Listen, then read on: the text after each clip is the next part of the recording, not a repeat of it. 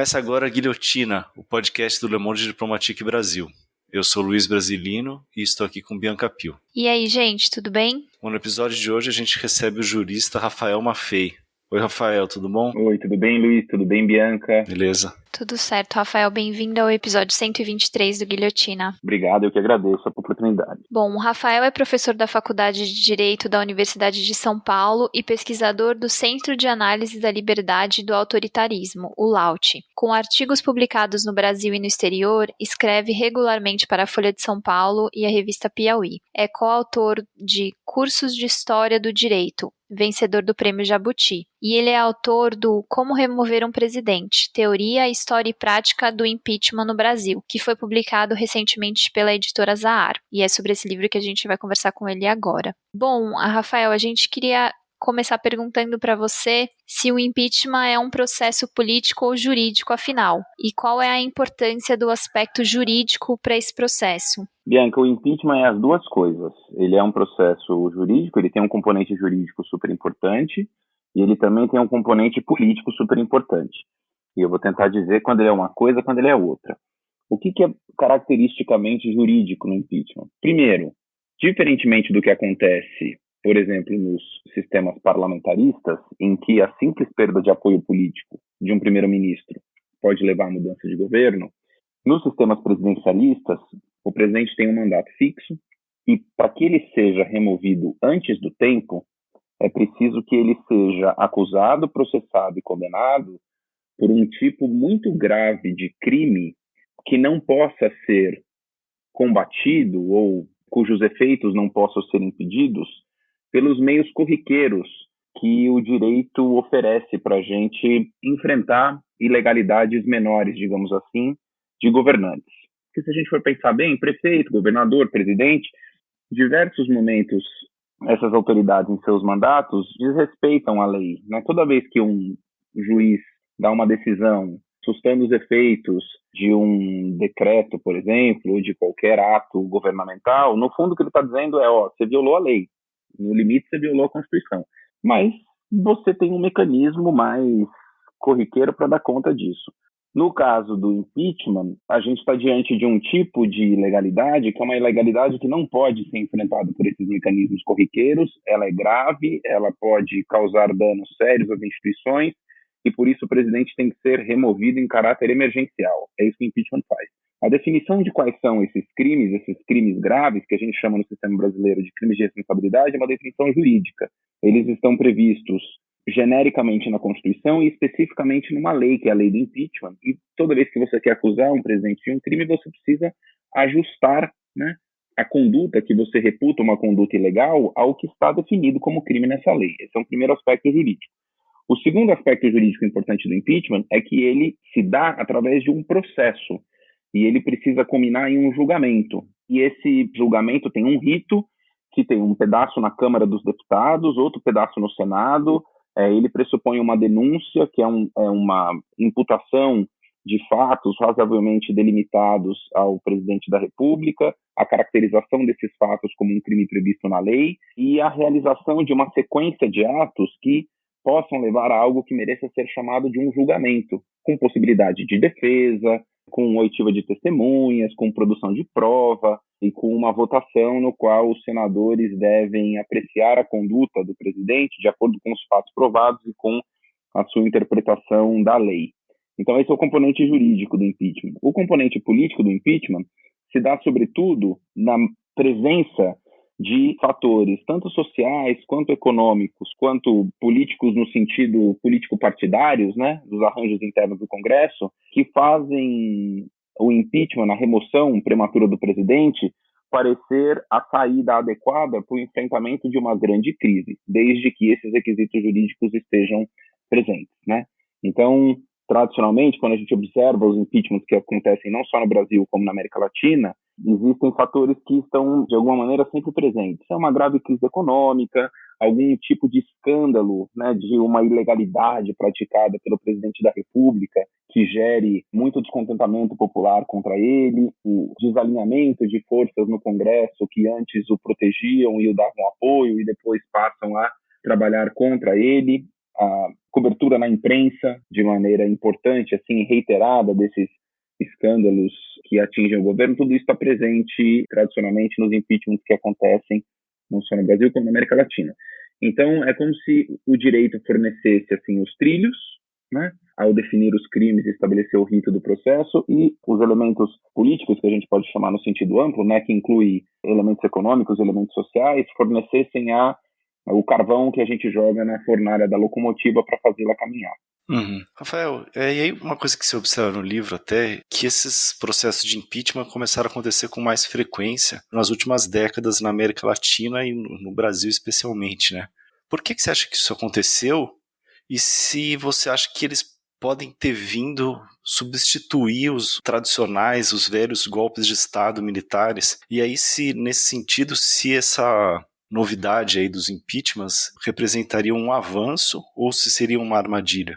Olha, Luiz, a gente pode dizer o seguinte: a América Latina, né, que é a parte do mundo assim onde o presidencialismo é um sistema de governo que se tornou hegemônico, é um continente que sempre foi muito instável, né? Não é de agora que a gente assiste a países, inclusive Brasil, onde presidentes têm grande dificuldade de concluir os seus mandatos, certo? Inclusive no caso brasileiro isso é verdadeiro. Se você for pegar, né, nos últimos tantos anos da história democrática do Brasil, presidentes que foram eleitos para o cargo e conseguiram chegar ao final dos mandatos para os quais eles foram eleitos, se a gente for contar nos dedos assim, a gente vai ver que são relativamente poucos. E essa instabilidade se manifesta de maneiras diferentes ao longo da história. Então, primeira metade do século XX, a gente teve governos interrompidos um atrás do outro, derrubadas de presidentes. Na segunda metade, não só na América Latina, não só no Brasil, mas em toda a América Latina, a gente teve uma onda de golpes militares que também precipitaram não só a saída de presidentes, como implicavam troca, inclusive, de regime político, né? Não era só o presidente que caía a Constituição, caía a democracia. A partir da década de 90, essas crises começaram a se manifestar, sobretudo, em impeachment, quando elas são crises que ameaçam a figura do presidente da República. E aqui a gente pode apontar uma vantagem, ou algumas vantagens dos impeachments em comparação a golpes de Estado. E golpes de Estado eram só uma das maneiras de resolver a crise. Tá? A gente já teve crise presidencial no Brasil que foi resolvida com o suicídio do presidente, no caso do Getúlio. Em outros países do nosso continente, com assassinato. Então, os impeachments um pouco tiram essas formas mais extremas e violentas do cenário. E, além disso, os impeachments, mesmo quando eles algumas vezes acontecem com bases jurídicas duvidosas, eles não necessariamente implicam derrubada de regime ou queda de Constituição, né? Eles são simplesmente a troca de um governo, mesmo quando esse governo é trocado muitas vezes com denúncias que são denúncias cuja fundamentação jurídica possa parecer deficiente. Nesse sentido, eles são uma vantagem. Agora, por outro lado, os impeachments não conseguiram apaziguar essa instabilidade do continente, mas também a gente tem que pensar se esse é o papel do impeachment, né? Se a gente não está exigindo demais dele. O papel do impeachment não é o impeachment que vai resolver o problema da instabilidade política na América Latina, mas pelo menos ele foi um sucedâneo de outras formas de resolver crises que levavam a respostas muito mais violentas antes dele. Agora, voltando bastante no tempo aqui, Rafael, você conta no livro que a história do impeachment remonta à Inglaterra do século XIV, né? Um cenário político, econômico, social muito diferente dos dias de hoje. Quais que são as características do impeachment de então que permanecem, que você identifica ainda nos processos de impeachment atuais? Eu conto no livro, né, no primeiro capítulo do livro, essa foi uma parte que eu gostei bastante de ter escrito. Eu gosto muito de história, minha formação acadêmica, embora jurídica, é em história do direito. Então essa é uma porta de entrada que eu sempre tenho para os assuntos que eu gosto de estudar. A construção do impeachment no direito inglês é uma construção que durou alguns séculos, né? Ela é importante porque ela inspirou justamente o desenho do impeachment presidencial na Constituição norte-americana. O que o direito inglês legou para a geração constituinte dos Estados Unidos e que os inspirou a desenhar o impeachment presidencial na Constituição. Em primeiro lugar, ela legou a ideia de que as maiores autoridades políticas, né, de uma nação estão sujeitas à responsabilização.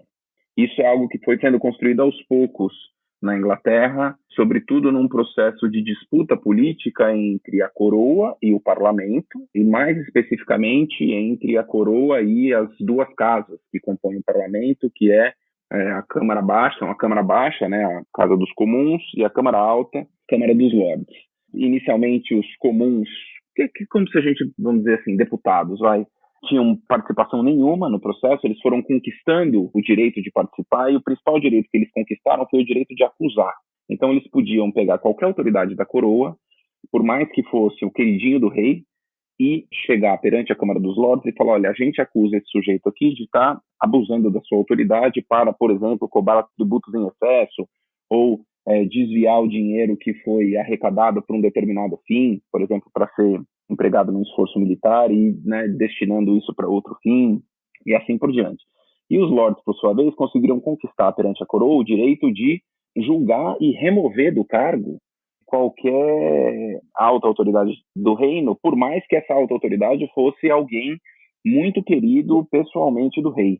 Então, esse mecanismo de que nenhuma autoridade é tão alta para estar isenta de responsabilização, nenhuma autoridade de governo é tão alta a ponto de estar isenta de responsabilização. E ele pode sofrer uma acusação por uma casa política e ser julgado por uma outra casa, né, de representação política. Isso foi legado para o desenho norte-americano. Além disso, existia toda uma construção jurídica que eu conto no livro sobre quais são os fundamentos jurídicos que permitem uma acusação a essa autoridade, e o direito norte-americano importou do direito inglês uma categoria jurídica que são os high crimes and misdemeanors, uma tradução seria altos crimes e altos delitos, que serve de fundamento jurídico para os impeachments nos Estados Unidos. E uma última coisa que é muito importante é a ideia de que esse fundamento jurídico, diferentemente do que acontecia nas primeiras acusações de impeachment no direito inglês, não precisava corresponder a um tipo de traição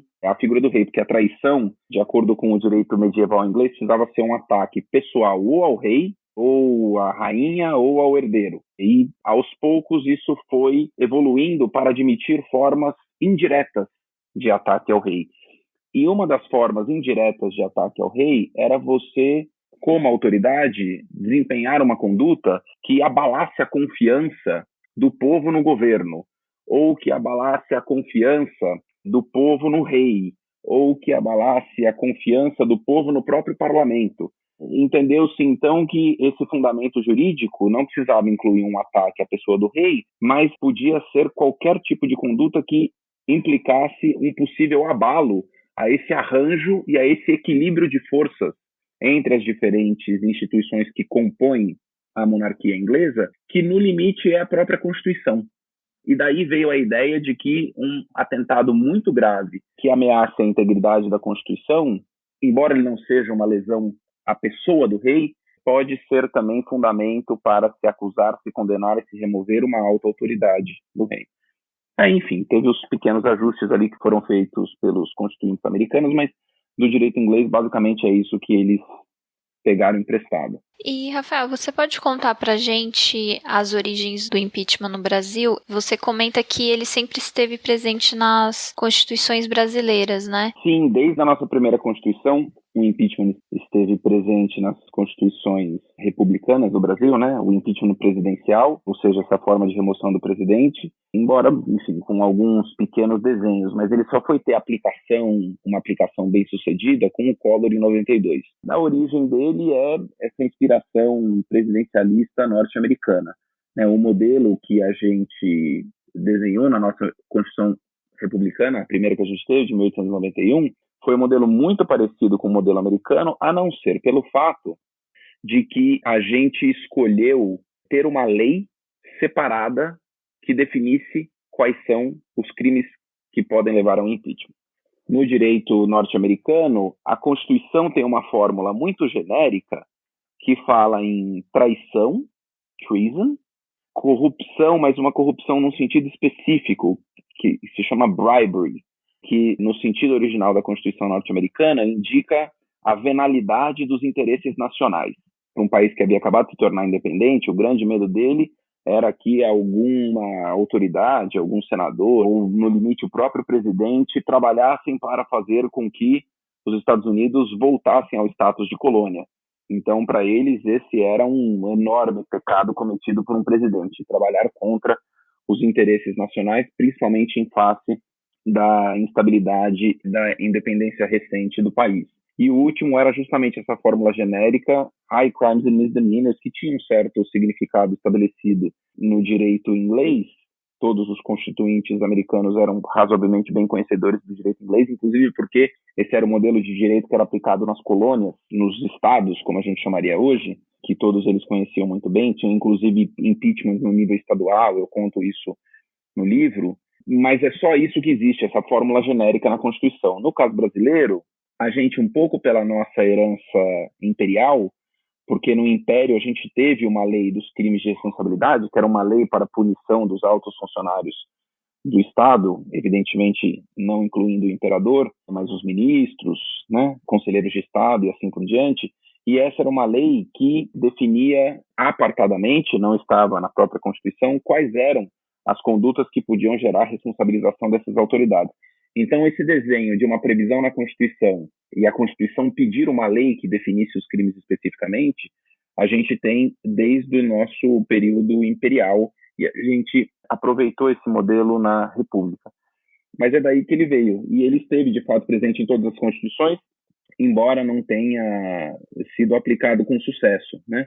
Ele valia também para o nível dos estados.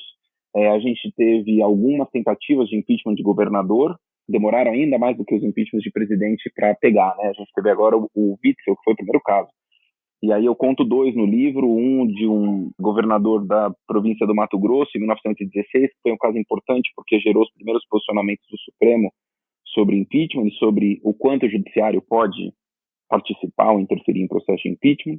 E um segundo caso de Alagoas, que, né, terminou justamente da maneira como a gente não queria que os conflitos políticos terminassem, uma vez que a gente criou o impeachment, que foi com um tiroteio gigantesco, mais de 1.000 tiros disparados dentro da Assembleia Alagoana, deputado morto, e isso também é um pouco contado no livro. Rafael, por que você acha que não teve nenhum impeachment bem sucedido até o impeachment do Collor? Acho que tem duas razões, Luiz. Na verdade, é uma mesma razão. Um impeachment vai para frente quando as autoridades políticas que são capazes de levá-lo adiante entendem que ele é a melhor alternativa à disposição. E os mecanismos mais céleres de você remover um presidente só passaram a excluir golpe de Estado, assassinato, umas parlamentadas baratas, assim. Tem 2 episódios em 1955 que eu conto no livro, que na minha opinião, inclusive, gera uma equivocada equiparação entre impeachment e uma coisa que as pessoas às vezes chamam de impedimento, que são os episódios do Café Filho e do Carlos Luz, que o Congresso simplesmente resolveu votar uma resolução para afastar o presidente da República, sem acusação, sem nada. E chamou aquilo de impedimento constitucional. Era um negócio que não tinha nenhum fundamento na Constituição, né? Agora, na cabeça deles, fala, puxa, mas para que eu vou fazer um longo processo de impeachment, demorado, acusação, prazo para defesa, tudo mais, se eu posso simplesmente fazer uma votação sumária aqui para afastar o presidente e o exército vai me apoiar e não vai ter nada que o presidente possa fazer para garantir que ele volte ao cargo, né? Mesma coisa com golpe de Estado, mesma coisa com uma ameaça qualquer que force o presidente a renunciar. Como o impeachment é um processo trabalhoso e demorado, a não ser que você tenha uma consciência compartilhada de que burlar a Constituição promovendo, por exemplo, um golpe de Estado é algo inaceitável, o estímulo que você tem para recorrer a um atalho, a um impeachment, é muito grande, porque você tem mais chance de sucesso com menos esforço. E só a partir da onda de redemocratizações, depois das ditaduras militares das décadas de 70 e 80 na América Latina, é que o elemento dos golpes de Estado clássico, ou dessas alternativas mais acochambradas assim, para você remover um presidente, acabou ficando assim um pouco proscrito no continente. E isso fez com que, então, o elemento do impeachment se tornasse meio que a única alternativa à disposição, seja para garantir que um presidente seja removido, seja para forçá-lo a renunciar através da ameaça de uma condenação que poderá fazê-lo perder os direitos políticos, que foi o que o Collor tentou fazer e não conseguiu. E, enfim, a gente viu em vários outros momentos no Peru, né, vira e mexe tem, nos últimos anos, episódios de presidentes que renunciaram para escapar ao impeachment. Rafael, agora falando do caso do impeachment do Collor, qual que é a importância do vice-presidente para o sucesso do impeachment? Será que você pode contar como é que foi a atuação do Itamar na época e responder já se a disposição do vice-presidente de assumir a presidência é determinante para o sucesso desse processo? Vou falar do Itamar, mas vou falar também um pouquinho do Temer para falar desse papel do vice, porque eu acho que Legal. Os dois participam da mesma maneira nessa história. O papel do vice é super importante, né? É muito difícil que quem pode promover um impeachment tope abandonar o governo, porque o impeachment sempre envolve gente que estava no governo e que vai abandonar o governo porque, por exemplo, entendeu que apoiá-lo se tornou algo insustentável diante de uma grande denúncia somada à sua impopularidade, mau desempenho e assim por diante. Então a pessoa precisa virar e falar, olha, hoje eu estou com o governo, eu vou abandonar o governo, vou correr o risco de me tornar oposição ao governo, porque você pode apostar no impeachment e o impeachment dá errado, e aí você vai comer o pão que o diabo amassou, que em geral é guardado à oposição, e eu vou abandonar o governo e vou trabalhar para que o vice-presidente se torne presidente. Evidentemente, isso só acontece se você consegue vislumbrar que você e o seu partido estarão melhor no governo do vice do que vocês estão no governo atual. E o Itamar, do jeitinho dele, né, bastante discreto, conseguiu fazer isso muito bem. O Itamar sempre teve uma relação difícil com o Collor. Eu conto no livro qual é a minha interpretação dessa dificuldade de relação, porque eu acho que o Collor queria uma coisa do Itamar, e o Itamar imaginava que o papel dele no governo do Collor seria outro. Ele sempre foi um sujeito colocado em escanteio, para usar uma expressão do Temer. Collor seguramente queria que ele fosse um vice decorativo, e Itamar não se via como um vice decorativo.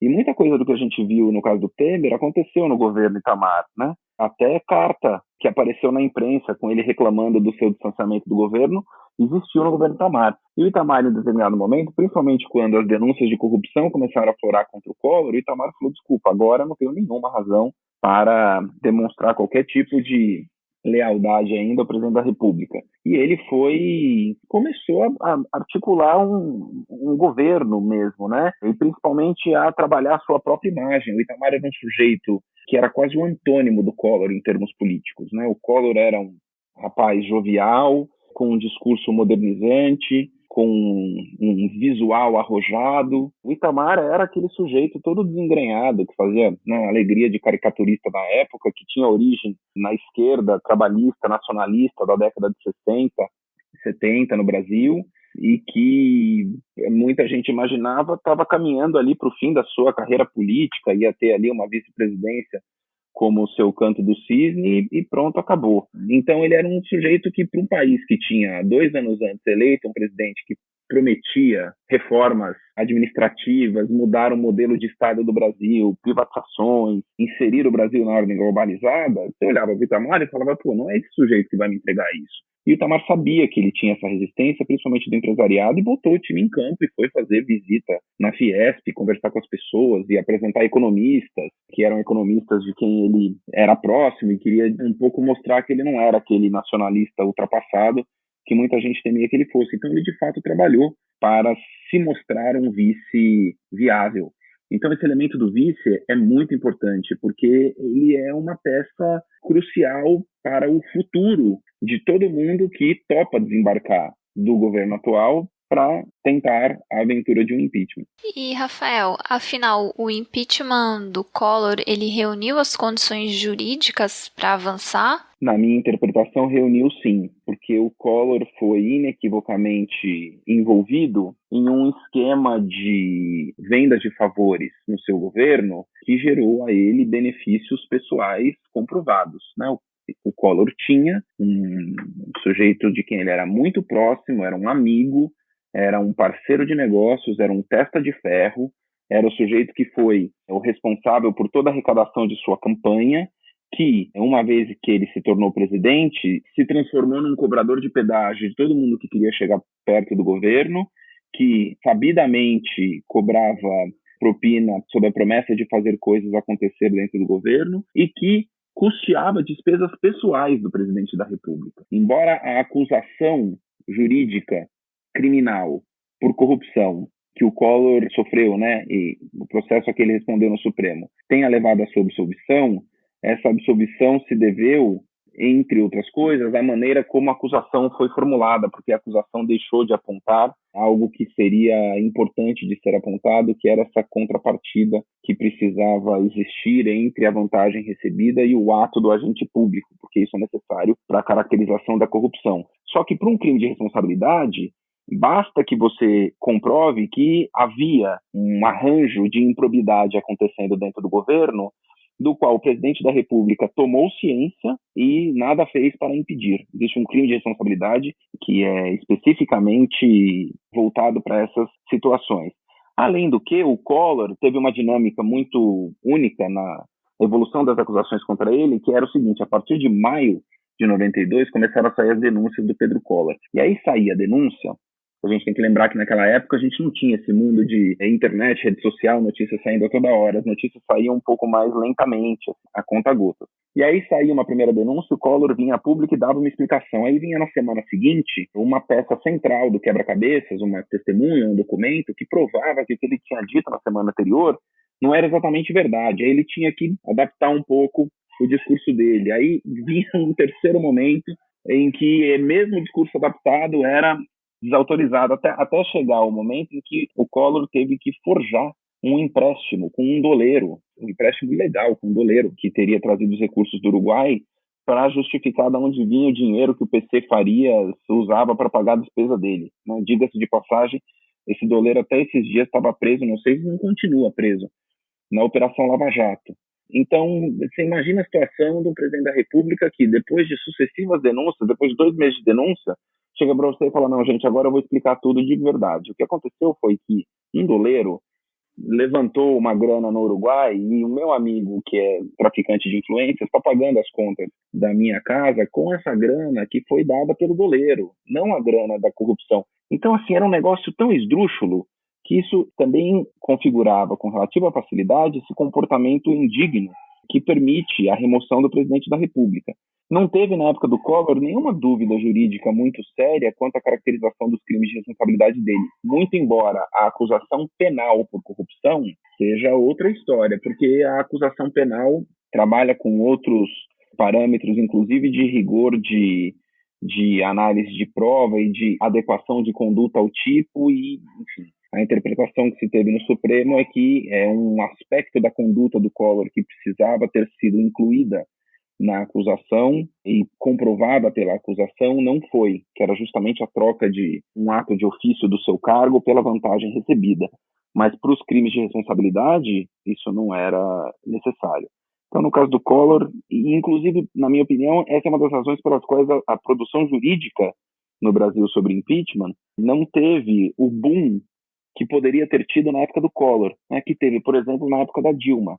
Como na época da Dilma houve muita disputa jurídica em torno do impeachment dela, sobre os fundamentos da acusação, isso levou muita gente a estudar mais a fundo os crimes de responsabilidade, e isso não aconteceu no caso do Collor. Você vai procurar o que foi escrito sobre impeachment na década de 90, sobre crimes de responsabilidade, não existe. Tem praticamente nada, né? Porque o caso do Collor foi um caso que não nos desafiou, a não ser no aspecto do processo. Né?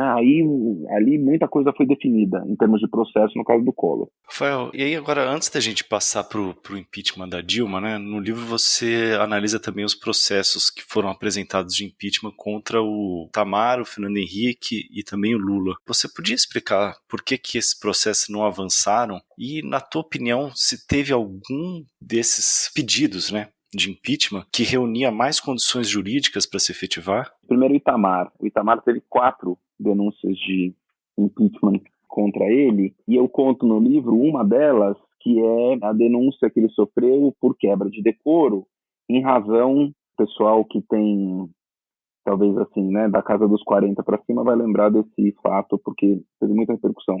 Uma noitada que ele passou num camarote de carnaval no Rio de Janeiro, e em um determinado momento, depois do desfile, uma modelo chamada Lilian Ramos foi levada ao encontro dele e passou a noite ali dançando do lado dele, e eles meio que ficaram juntos aquela noite. Só que ela tinha desfilado nua na avenida, e ela, quando viraram, falaram: olha, vamos lá que você vai conhecer o presidente da República. Aliás, os registros mostram que o Cupido foi um dos deputados que depois veio a ser condenado no mensalão, né? Então, o pessoal tem protagonismo na vida política brasileira de muitas maneiras diferentes. E aí ele levou a Lilian Ramos lá e falou: coloca uma camiseta, não sei se ele falou, ela foi lá e colocou uma camiseta, né? Uma camiseta comprida, tal, meio que ficando que nem uma mini saia. Só que, a partir do ângulo que ela foi fotografada, você pegava, assim, o sexo dela ficava à mostra, e dava para ver que ela estava sem calcinha. Aquilo foi um grande escândalo, assim, né, do nosso falso moralismo. A mulher que estava nua na avenida até um pouquinho antes virou uma figura escandalosa quando ela vestiu uma camiseta e foi dançar ao lado do presidente da República. E isso levou o Itamar a ser denunciado por quebra de decoro, né? E aí, nesse caso, você tem, acho que, duas coisas diferentes. Primeiro, uma avaliação substantiva do que é um crime de responsabilidade, né? Embora você possa achar que, pô, Itamar não precisava ter feito isso não é, evidentemente, o tipo de comportamento indecoroso que ameaça a integridade de instituição alguma ou que põe em risco a democracia, né? Claramente não havia fundamento aí. E o segundo elemento, que é o elemento de conjuntura, porque não só você tinha eleições relativamente próximas, e isso é algo que sempre desaconselha impeachment, né? Porque os atores políticos ficam mais preocupados em se organizar para a eleição do que em trocar o presidente, ainda mais nesse caso que, né, o Itamar tinha acabado de substituir um presidente que já tinha sido removido por impeachment, como também você tinha um ótimo desempenho econômico do país, porque foi no governo Itamar que a gente teve implementado o Plano Real. Então, seja pela falta de fundamento jurídico, seja pela conjuntura, as coisas não tinham nenhuma razão para andar. O Fernando Henrique teve 27 denúncias de impeachment contra ele. E, principalmente no segundo mandato, ele passou por vários apuros, né? Ele teve denúncias graves contra ele. Então, deputados que confessaram, por exemplo, ter recebido dinheiro para votar a favor da emenda da reeleição. Ele teve uma crise econômica terrível, que atingiu todos os países em desenvolvimento.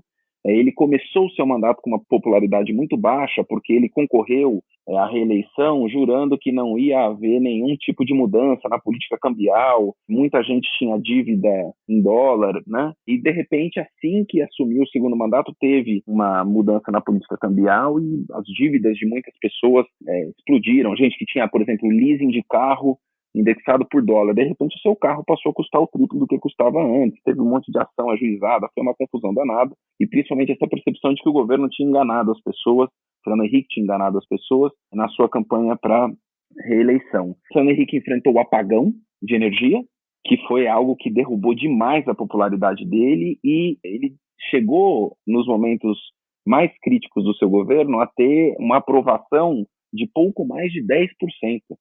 Que é, assim, aprovação perfeitamente compatível com o presidente ser derrubado por um impeachment. Só que o Fernando Henrique tinha uma base muito segura na Câmara dos Deputados, principalmente. E essa base segura na Câmara dos Deputados conseguiu segurar as denúncias que havia contra ele. E depois, mais para o final do mandato dele, a avaliação dele foi melhorando, isso também deu um fôlego a ele. E no caso do Lula, o Lula teve 37 pedidos contra ele, né? A principal denúncia que teria potencial para derrubar o Lula foi o mensalão. Só que o mensalão foi, em primeiro lugar, de novo aconteceu, né? Relativamente pouco tempo antes das eleições, o escândalo do mensalão detonou em 2005, embora o julgamento só tenha acontecido em 2012.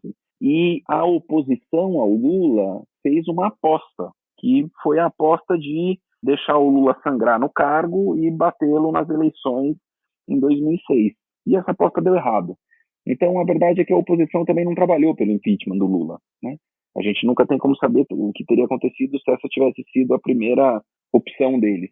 Mas o Lula também nunca teve uma popularidade muito baixa, né? Mesmo no ápice do escândalo das denúncias do mensalão ali, ele nunca baixou de 30% a popularidade dele. E a popularidade dele só cresceu, né? Conforme o seu governo foi evoluindo. Ele terminou o segundo mandato com 80% de aprovação, que é é um índice absurdamente alto, ainda mais com um presidente de 2 mandatos que viveu tantos desgastes do cargo. E, Rafael, para o impeachment de fato acontecer, né, avançar no Congresso, qual é o ponto mais importante, na sua opinião?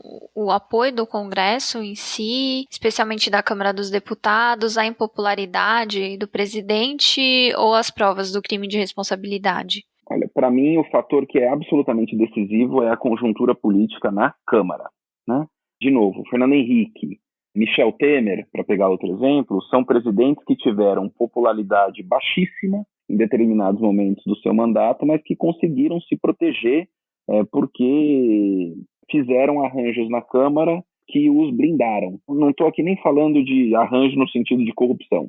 Se você, por exemplo, tem um presidente e um vice-presidente que venham os dois de grandes partidos com uma boa bancada e uma bancada fiel, você consegue chegar muito perto da quantidade de votos que você precisa para barrar uma denúncia de impeachment, né? Se você tiver 172 votos na Câmara, a Câmara tem 513 deputados, né?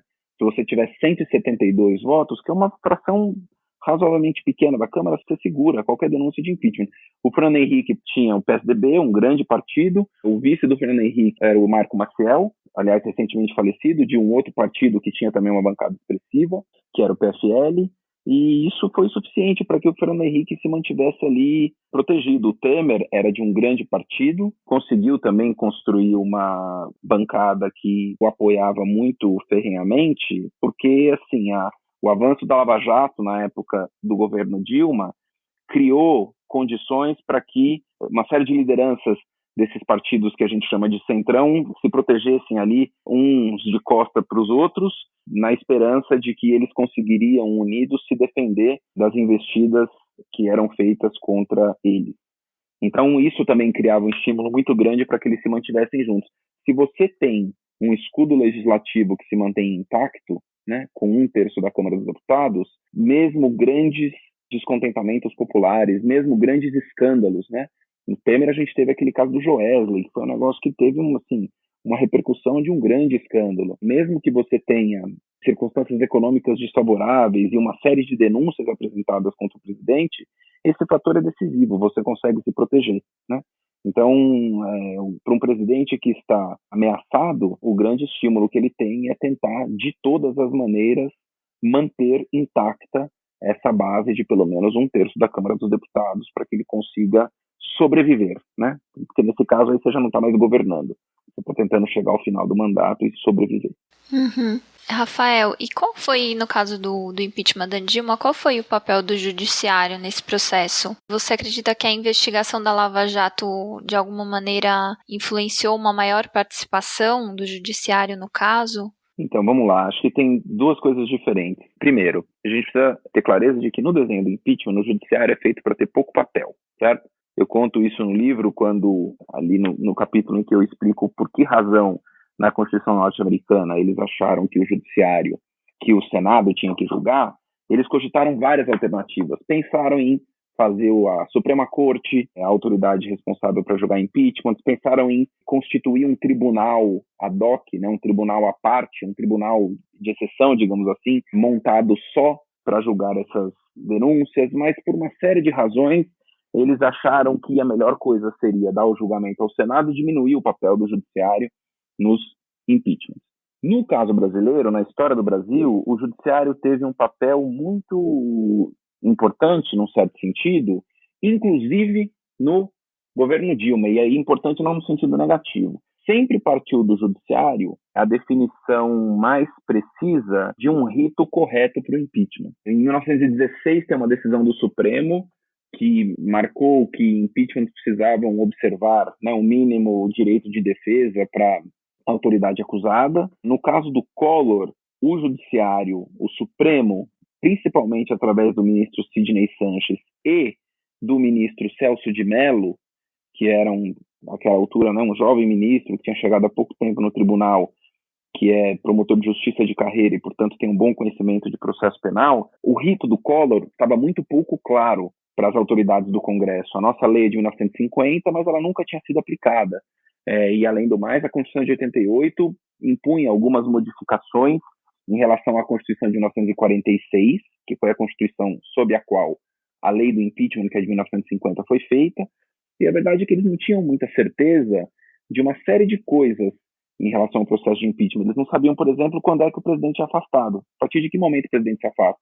Eu conto isso até no livro, a grande confusão que foi no Senado para saber em que momento Itamar deveria tomar posse. E o Supremo, naquela época, foi super importante porque o ministro Sidney Sanches um dia foi fazer uma reunião com o presidente do Senado, Mauro Benevides, chegou lá com um papelzinho de duas folhas, com um rito do impeachment. Falou, ó, senador, o negócio é o seguinte, se vocês seguirem isso aqui, a gente promete que o Supremo não intervém.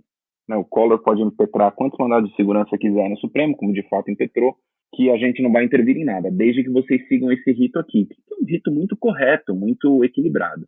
E no caso da Dilma, quando o Cunha começou a pintar e bordar, ali na definição do rito, do impeachment na Câmara, da forma de eleição da comissão, da ordem de votação, da sessão que autorizaria ou não a denúncia, o Supremo foi lá, concedeu 2 liminares, uma pela ministra Rosa Weber, outra pelo ministro Edson Fachin, e falou, Cunha, pode parar.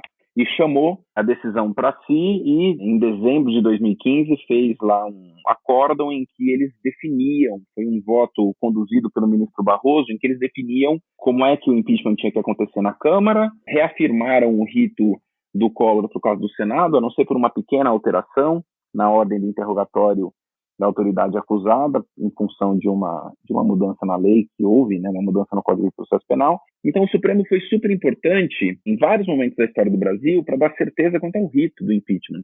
Agora, em termos de crimes de responsabilidade, do mérito da conduta, o Supremo não tem competência. A competência é do Senado.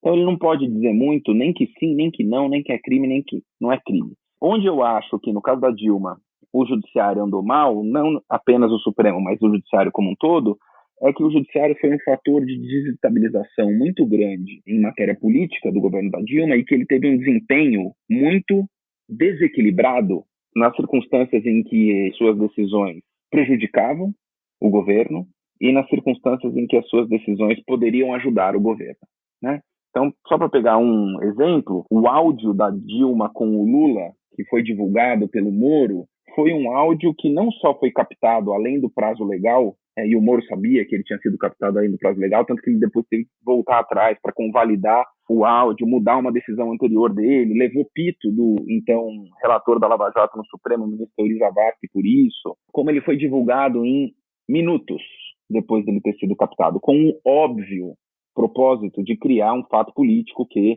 conturbasse a posse do Lula, que era a grande chance que a Dilma tinha de se defender politicamente, né? Porque as pessoas falam, pô, o impeachment é político, é assim mesmo. Mas se ele é político, ele precisa ser político para todo mundo, né? Ele é político para quem acusa, né? O Temer não pôde fazer lá a articulação dele do governo e prometer lá uma ponte para o futuro, para todo mundo que queria escapar da prisão, escapar da Lava Jato no partido dele. A Dilma também deveria ter podido fazer a sua articulação política sem que essa articulação fosse obstruída por decisões judiciais, mas barraram a posse do Lula, barraram a posse do ministro da Justiça dela. Por outro lado, quando o áudio do Jucá foi captado, o áudio do Jucá que mostrava, do então senador Romero Jucá, que mostrava uma série de motivações espúrias para que pelo menos o pessoal que estava ameaçado pela Lava Jato, que era muita gente, que era cúpula do PMDB, sem a qual o impeachment não teria acontecido, esse áudio foi retido por muito tempo. E só foi divulgado depois que o impeachment tinha sido aprovado na Câmara dos Deputados. Qual é a razão pela qual você solta um áudio em minutos, quando ele prejudica o governo, mas retém o outro por semanas, quando ele poderia ajudar o governo, né? Essa atuação desequilibrada, para mim, é um sinal de parcialidade do sistema de justiça em relação ao futuro do governo, né? O sistema de justiça ajudou a desestabilizar o governo Dilma e atuou de modo imparcial, porque a gente pode dizer o seguinte, olha, você tem 2 posições aí, uma é virar e falar, o negócio é o seguinte, eu sou juiz, eu não estou nem aí se a minha decisão vai prejudicar ou vai ajudar alguém. Então, ainda que o mundo pereça, ainda que o mundo pegue fogo, eu vou dar a decisão que eu tenho que dar. A outra postura é, olha, é verdade, eu sou juiz, mas está acontecendo uma grande crise aqui e eu não quero que o judiciário seja acusado de interferir nessa crise. Então eu vou tirar o pé do acelerador e vou segurar agora as decisões que sejam decisões que possam ser percebidas como decisões que interferem nessa disputa política, ou que favorecem uma parte ou favorecem a outra. Qualquer uma das duas posições, em princípio, é sustentável desde que ela seja executada de maneira coerente. A única coisa que não faz sentido é você virar e falar, olha, na hora que a minha decisão prejudica o governo, então faça-se justiça e pereça o mundo. Vou dar a decisão agora, tenha o efeito que ela tiver. Mas na hora que ela pode beneficiar politicamente o governo, você virar e falar assim, não, agora o judiciário precisa ter cautela. Ou você tem cautela para todo mundo, ou você é indiferente aos impactos políticos da sua decisão para todo mundo. Não dá para você, né, ser uma coisa uma hora, outra coisa outra hora, e sempre com um sinal político invertido quando você prejudica ou quando você beneficia. Esse eu acho que foi um grande problema da atuação do sistema de justiça no caso da Dilma. Você explica no livro que você prefere não chamar o golpe aí de 16, né, de golpe. Prefere usar o termo impeachment ilegítimo, né? Queria pedir para você explicar por quê e também, se possível, também já falar se esse processo contra Dilma, ele reunia as condições jurídicas para ter sido bem sucedido, né? Por que eu não gosto de usar a palavra golpe? Porque a palavra golpe é um termo que, em geral, tem uma aplicação para um outro tipo de situação. E para um trabalho que tem uma pretensão analítica, eu não acho que exista nenhuma vantagem em você utilizar um termo que é concebido para designar um tipo de remoção ilegítima de um presidente e aplicá-lo para outra. A vantagem que a palavra golpe tem é uma vantagem retórica, ela é um chamado, ela é um bordão que, né, você grita quando você vai para as ruas, ela muito eficazmente comunica a sua posição, o seu engajamento, a sua opinião. E isso, assim, para a palavra de ordem, você gritar na avenida, é ótimo.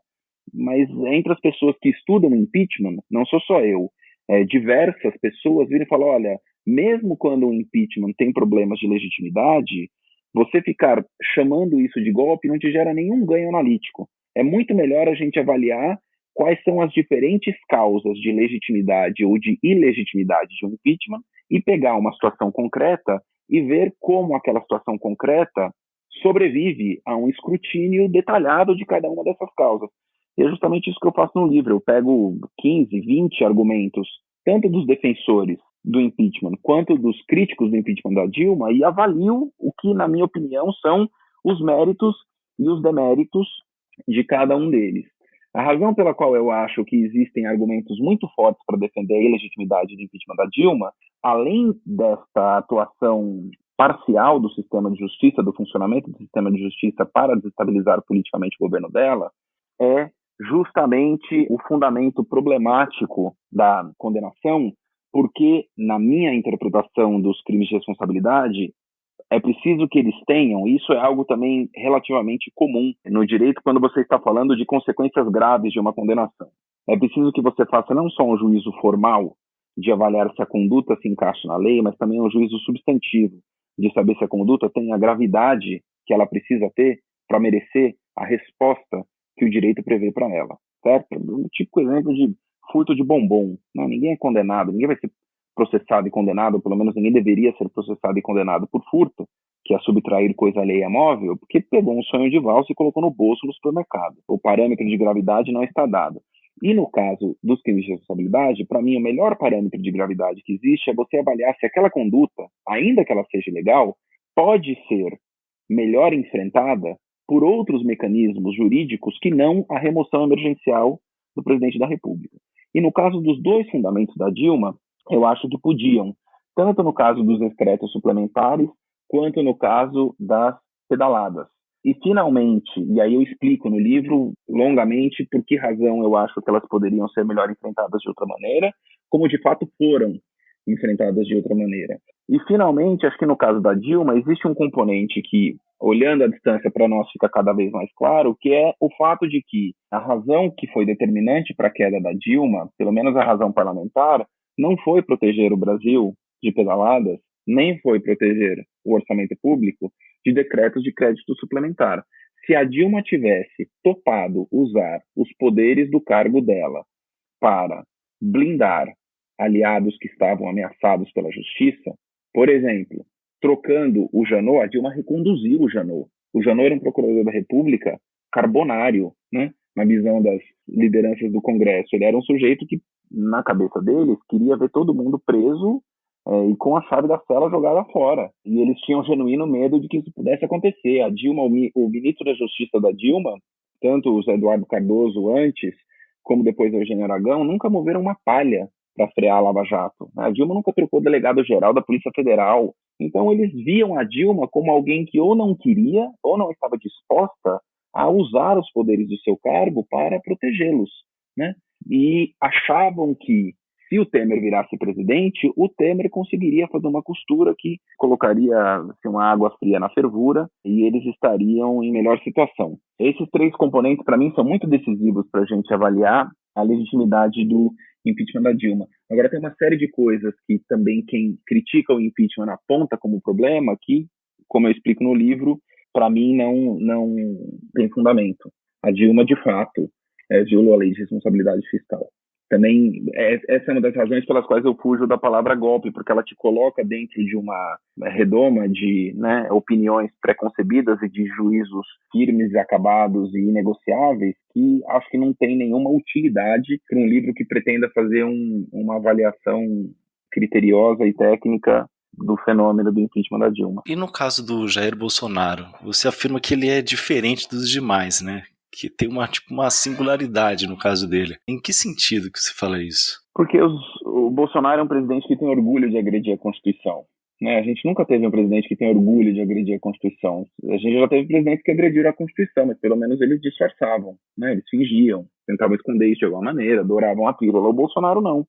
O Bolsonaro tem uma genuína felicidade em trabalhar contra todos os valores que a Constituição de 88 consagra. A Constituição de 88 é um documento que, na cabeça dele, é a representação da vitória política e da derrota, por consequência do projeto, com o qual ele ideologicamente se associa de uma maneira que ele nunca escondeu, que é a ditadura militar. E o Bolsonaro tem essa estratégia de governo que é de produzir uma sequência de fatos chocantes, boa parte dos quais pode configurar crime de responsabilidade, de modo que o de hoje rouba espaço do de ontem e o de amanhã rouba espaço do de hoje. Então você não consegue nem ter o amadurecimento de uma denúncia contra ele, porque qualquer denúncia que se apresente contra o Bolsonaro fica velha rápido. O crime que ele cometeu um mês atrás, ninguém mais nem lembra qual foi, porque já teve outras tantas coisas absurdas que aconteceram na sequência. Por isso a CPI da Covid tem sido tão importante, Ela está organizando esse padrão de comportamento legal do governo e contando para a gente a história do que aconteceu. E agora, com esse elemento da Covaxin, não só da Covaxin, mas da descoberta de um potencial esquema de corrupção dentro do Ministério da Saúde, do qual o Bolsonaro teria sido avisado e nada fez, acho que pode agregar um tempero diferente que sempre está presente no caso de impeachment. Corrupção é algo que é muito decisivo para fazer com que denúncias de impeachment prosperem. Inclusive, o caso da Dilma mostra isso, porque embora a Dilma não tenha sido afastada por uma condenação que passasse por corrupção, quando você ia às ruas, logo no começo do governo Temer, ele perguntava para as pessoas, olha, e aí? O que aconteceu no caso da Dilma, Você é a favor ou contra o impeachment dela? 60 e tantos por cento diziam que era a favor, e quando perguntavam por que você acha que ela, de fato, tinha que ter sido removida do cargo, os apoiadores do impeachment, na sua maioria, diziam que ela tinha sido afastada e tinha que ter sido removida, ou porque ela era corrupta, estava envolvida em corrupção, ou porque ela tinha usado os poderes do cargo para impedir investigações de corrupção, que é tudo que a gente sabe que ela não fez. Talvez se tivesse feito, o Eduardo Cunha e o Temer e o Jucá não teriam trabalhado pela queda dela. Então, mesmo no caso da Dilma, no imaginário popular, que ajudou a dar embalo ao apoio pelo impeachment, a corrupção estava presente. Então, esse componente do Bolsonaro agora talvez seja uma mudança de horizonte, mas tudo isso depende do que vai ser apurado na CPI, E depende também, o que seja apurado tem a força o suficiente para romper essa barreira que ele construiu de maneira muito eficaz na Câmara, com meia dúzia de partidos que garantem ali 200 votos para ele, em troca dele ter praticamente entregue a chave do cofre do governo na mão do Centrão. Uhum. Rafael, falando em CPI, para finalizar, no epílogo que você escreveu em abril, você diz que, abre aspas, para quem, como é o meu caso, enxerga razões jurídicas de sobra para o impeachment de Jair Bolsonaro e acredita que seu afastamento é o melhor para o Brasil, o cenário presente é desalentador. Diante das últimas denúncias aí que a gente tem acompanhado na CPI, você acha que esse cenário mudou? Olha, eu posso dizer assim, desde abril para hoje, eu tenho mais razões para estar otimista e o Bolsonaro tem mais razões para estar preocupado. Mas é muito importante que a gente tenha clareza de que a energia que é preciso para fazer com que o impeachment contra o Bolsonaro prospere é muito grande e ainda é preciso muito trabalho, não só político, como um trabalho popular, para que isso seja viável. Porque o que precisa acontecer é algum fato concreto do mundo tem que mostrar para essa meia dúzia de partidos que sustentam o Bolsonaro que o custo político que eles podem ter de continuar mantendo essa blindagem que garante a impunidade dele, porque o Bolsonaro não teve sequer uma denúncia apreciada, encaminhada à comissão de impeachment, né? Não teve uma sequer mandada ao arquivo para que um deputado, uma deputada pudesse recorrer contra essa denúncia e forçar uma votação no plenário. Então, assim, é uma arquitetura da impunidade fantástica, que envolve a Procuradoria-Geral da República, em que o custo, pelo menos para as pessoas que dependem de voto, delas ignorarem esses fatos grandiosos que se imponham a eles, se torna muito grande. E aí tem duas maneiras disso acontecer. Ou um grandíssimo escândalo de corrupção que envolva ou o próprio presidente da República ou líderes, né, gente importante dessa base desses partidos, que force o presidente, por exemplo, a sair em defesa deles, e aí pode ser que ele não queira sair em defesa deles, e isso gere um curto-circuito dentro dessa barreira da impunidade que ele construiu para si na Câmara, ou então a popularidade dele despencar demais e as manifestações de rua que agora estão voltando a acontecer com o avanço da vacinação, e acho que, né, o aumento do desespero e do desalento das pessoas, ou que elas fiquem muito, muito grandes a ponto de não poderem ser mais ignoradas, né? Tem um certo grau de descontentamento popular e de eclosão de manifestação que é de fato capaz de fazer com que as pessoas que estão ali dentro do Congresso virem e falem, bom, gente, a partir daqui já começa a ficar custoso para a gente sair na foto de campanha no ano que vem ao lado do presidente que vai ser visto aparentemente, né, a depender de como evoluam as investigações, como o cara que protegeu o ladrão de vacina no meio de uma pandemia. Esse cálculo de horizonte político dessas lideranças também é muito importante. Perfeito, Rafael. Obrigado demais, cara. Valeu. Então, a gente queria agradecer ao Rafael pela participação no episódio, foi muito massa. É isso, Luiz, você tem algum recado? É só passar o nosso e-mail para sugestões e críticas, guilhotina@diplomatic.org.br. Gente, muito obrigado, foi um grande prazer, viu? Prazer foi nosso, Rafael. Até semana que vem. Valeu.